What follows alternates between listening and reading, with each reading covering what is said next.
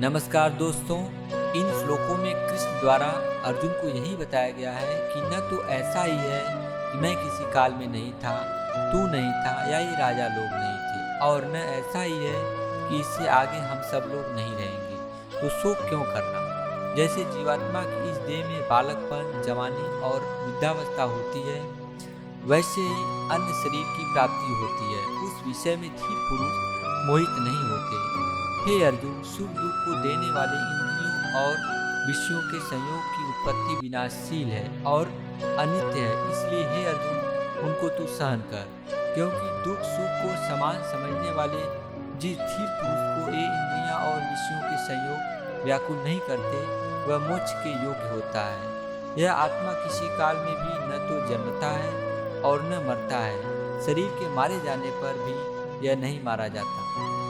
कृष्ण अर्जुन को यही समझाना चाहते हैं कि न तू मारने वाला है, न ये सब मरने वाले हैं। तू युद्ध कर, क्योंकि आत्मा शरीर में रहते हुए भी शरीर से अलग है। तो चलिए अध्याय 2 सांख्य योग स्टार्ट करते हैं। हे राजन, अंतर्यामी श्री कृष्ण महाराज दोनों सेनाओं के बीच में शोक करते हुए उस अर्जुन को हंसते हुए यह वचन बोले।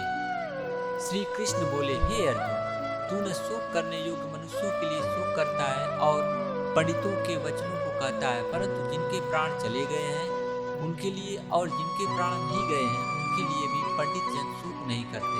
न तो ऐसा ही है कि मैं किसी काल में नहीं था, तू नहीं था, अथवा ये राजा लोग नहीं थे, और न ऐसा ही है कि इससे आगे हम सब नहीं रहेंगे। जैसे जीवात्मा की इस देह में बालकपन, जवानी और वृद्धावस्था होती है, वैसे ही अन्य शरीर की प्राप्ति होती है। उस विषय में धीर पुरुष मोहित नहीं होता।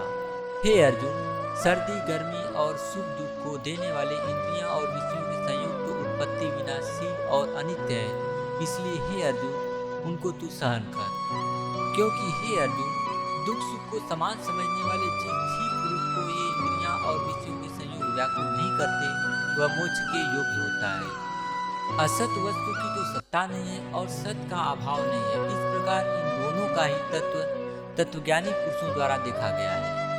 नाश रहित तो तू उसको जान जिससे संपूर्ण जगत दृश्य वर्ग व्याप्त है। इस अविनाशी का विनाश करने में कोई भी समर्थ नहीं है। इस नाश रहित अप्रमेय नित्य स्वरूप जीवात्मा के ये सब शरीर नाशवान कहे गए हैं, इसलिए हे अर्जुन तू युद्ध कर।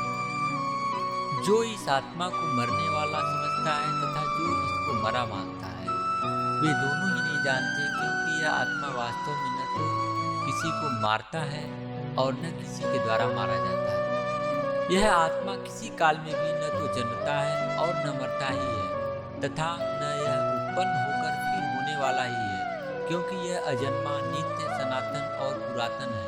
शरीर के मारे जाने पर भी यह नहीं मारा जाता।